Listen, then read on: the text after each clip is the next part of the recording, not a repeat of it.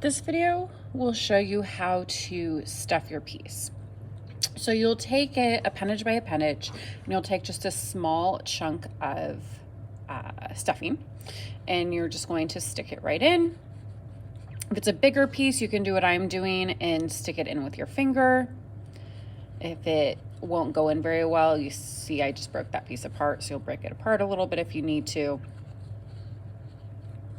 Actually, we'll stop there.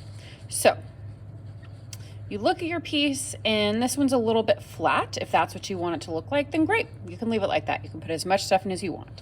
If you want it really puffy and full, just keep smushing that stuffing in.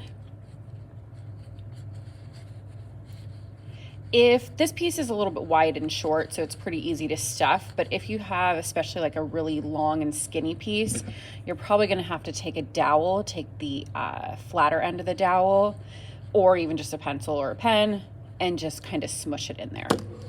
But again, mine's a little bit bigger, so my finger was fine. And you can keep pushing until no more fits in if you want it really stuffed. So you see now it's a lot rounder.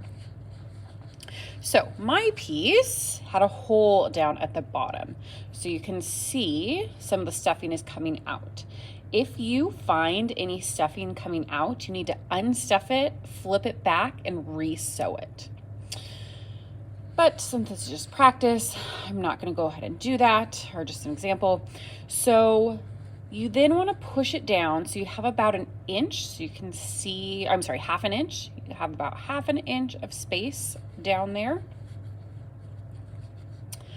And then you're just going to kind of pinch it closed,